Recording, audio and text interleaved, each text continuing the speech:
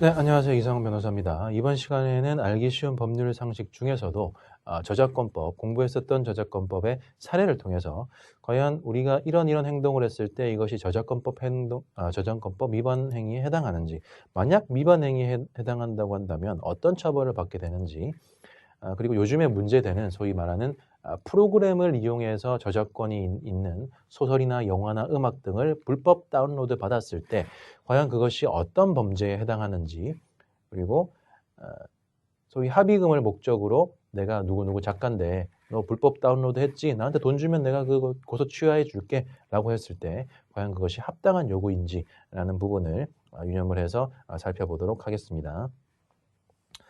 우선 사례를 볼게요. 30대 직장인인 갑은 무협지를 읽는 것이 취미입니다. 그러던 갑은 지인으로부터 토랭이라는 프로그램을 이용을 하면 공짜로 무협지를 다운로드 받아 읽을 수 있다는 정보를 입수를 하였습니다. 여러분들이 이제 컴퓨터를 좋아하거나 조금 관심이 있는 분들이면 이 프로그램이 뭘 말하는지 알 거예요. 직접적인 이제 왜냐면 안 좋은 의미로 저희가 이제 사용을 하고 있어서 물론 강학상 쓰기는 해서 실명을 써도 되지만 그래도 조금 바꿔봤습니다. 무협지 저도 많이 읽고 좋아하는데 예전에 그 영웅문이나 해가지고 그때는 이제 뭐 책으로밖에 볼 수는 없었지만 워낙 그 IT 부분에서 발전이 되고 인터넷이 상용화되다 보니까 조금만 검색을 해도 무료로 볼 수 있는 부분들이 많잖아요. 근데 말이 무료지 사실은 그 부분들이 전부 저작권의 침해가 되는 경우가 많습니다. 쉽게 얘기하면 복제권이나 송신권. 내가 가지고 있는 내 저작 인격권 안에서 내가 만든 소설은 내가 허락한 범위에서만 유통이 돼야 되고 내가 허락한 부분의 금액을 지급을 해서 봐야 된다는 것이 원칙인데 그것이 마음대로 불법 복제가 된다든지 스캔이 된다든지 해서 유포가 됐을 때 그걸 마음대로 읽는 것에 대해서는 불법이라는 생각은 기본적으로 하셔야 돼요. 이 사례가 어떻게 해결되는가는 별개로. 이에 매주 10여 권의 무협지를 토랭이 프로그램을 이용해서 공짜로 내려받아 자신의 핸드폰을 이용해서 읽곤 하였습니다. 또한 그렇게 내려받은 무협지 파일의 다운로드 주소를 자신의 블로그에 링크하는 방법으로 대중에 공개하기도 하였다고 하네요. 자, 이 부분은 제가 왜 집어넣었을까요? 예전에도 이제 이 부분이 이제 조금 많이 논쟁이 되었는데 과연 불법이라고 한다면 저작권의 허락을 받지 않은 여러 음악이라든지 사진이라든지 뭐 광고라든지 영상이라든지 영화라든지 이런 것들을 내 블로그에 링크한다는 거예요. 링크. 여러분 이번에 재밌는 영화 나왔습니다. 아니면 무한도전 나왔습니다. 이거 이번 주 보려면 클릭하세요. 라고 했을 때 단순히 링크 주소만 연결했을 때 그게 불법적인 영상으로 연결된다고 해서 과연 나까지 처벌받느냐.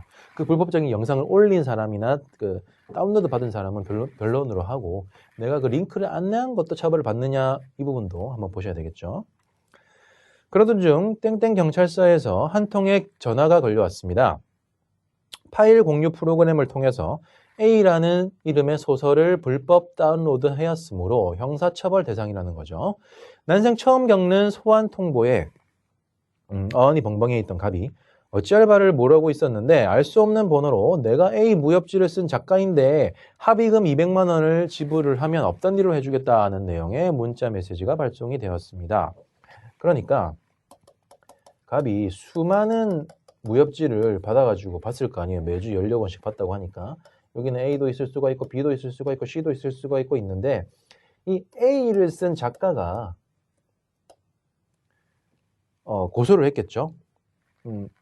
이제 살펴보면 알겠지만 이 저작권법 위반의 죄는 대부분 친고죄예요. 즉 고소가 있어야지 공소를 제기할 수 있다. 공소 제기는 수사를 할 수 있다를 떠나가지고 검찰이 이 범죄가 처벌을 받아야 마땅하다라고 생각을 해서 재판에 그 사람을 소추하는 거예요. 올리는 거예요. 재판정에 이 사람 징역 3년 주세요. 징역 2년 주세요라고 올리는 것 자체 그거를 공소 제기라고 하는데 친고죄는 이러한 공소 제기가 있기 위해서는 고소가 있어야 돼요. 고소가 없으면 공소 제기 자체를 못한다. 즉 공소권 없으면 불기소 처분을 내려야 되는 사건을 말하는 거거든요.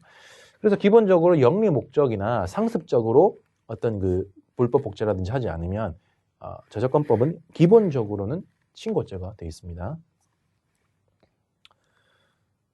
그래서 최근에 이제 그거를 조금 방지하기 위해서 영리 목적이나 상습 목적으로 이제 이거를 비친 고죄로 바꿨는데 또 그러니까 또 너무 무조건 수사도 할 수 있고 할 수 있다 보니까 남발이 되는 거예요, 고소가 남발이 되고 뭐 고발도 남발이 되고 고발이라고 하는 자기가 피해자가 아니라도 할 수 있는 걸 고발이라고 하는데 그래서 이제 조금 최근에는 또 이걸 다시 아니면 또 좀 축소를 해서 친고죄로 바꾸자라는 논의도 있곤 합니다.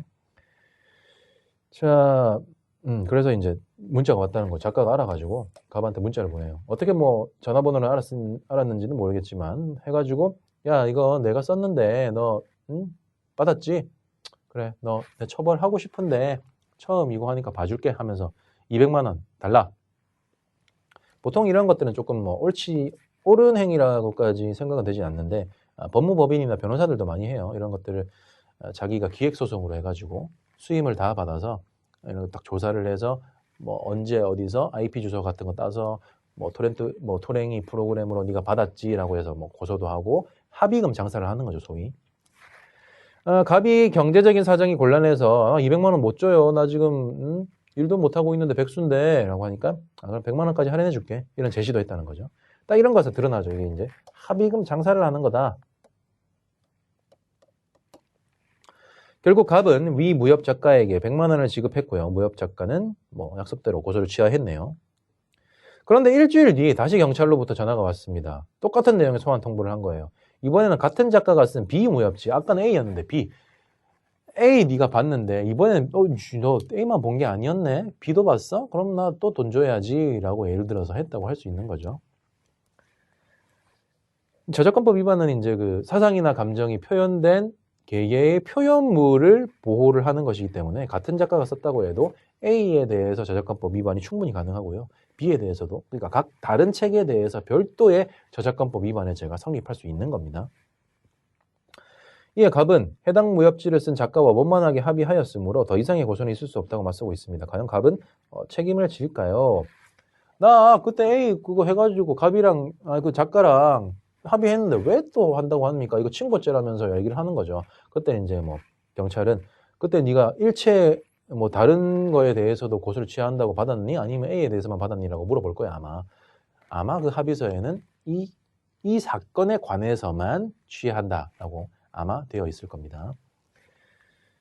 자, 저작자의 권리에 대해서 그렇게 살펴볼게요. 간단하게. 저작권은 저작 인격권과 저작 재산권으로 나누어지면서 이러한 저작권은 시작 저작한 때로부터 발생을 하고 등록이나 납본과 같은 절차가 필요한 것은 아닙니다.